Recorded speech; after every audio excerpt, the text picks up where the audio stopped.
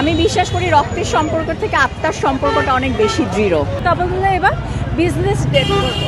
ভালোবাসা সবাইকে ভালোবাসা যায়, আপনার ব্লাড রিলেটেড কাউকে আপনার ভালোবাসতে হবে, ইটস নট দ্যাট। হ্যাঁ, যে কোনো মানুষকে আপনি ভালোবাসতে পারেন। হ্যাঁ, আমি বিশ্বাস করি রক্তের সম্পর্ক থেকে আত্মার সম্পর্কটা অনেক বেশি দৃঢ়।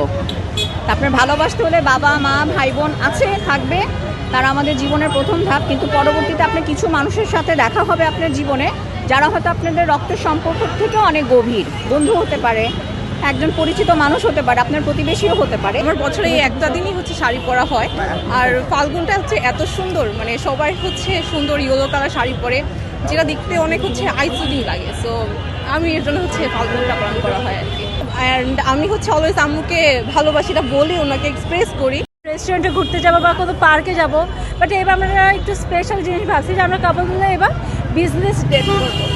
হ্যাঁ, তো আমরা ফ্লাওয়ার্স কিনে নিয়ে আসছি যে এগুলো আমরা সেল করবো। সো দেখা যাক কেমন হয়।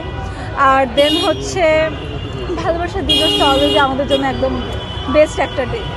আমার জন্য তো দুইটাই ভালো। 13 তারিখে ফাল্গুনটা মেনটেন করি, আর 14 তারিখে ভালোবাসার দিবসটা মেনটেন করি। সবচেয়ে বেশি কাকে ভালোবাসে? যেমন আমার মাকে। না, বাবাকে ওইভাবে বলা হয়নি, বাট তাও, কারণ মার সাথে আমার বন্ডিংটা একটু বেশি ভালো, আন্ডারস্ট্যান্ডিং বেশি। কিছু বলার আগে মা বুঝে যায়। চারুকলা বন্ধ, তাও কি উৎসব তো উৎসবে, পহেলা বসন্ত, বান্ধবীর সাথে বের হয়েছি ঘুরবো। আমি তো ফুল কিনেছি, গাঁদা ফুল, খোপায় লাগাবো, বান্ধবীর হাতে পরিয়ে দিব এর জন্য।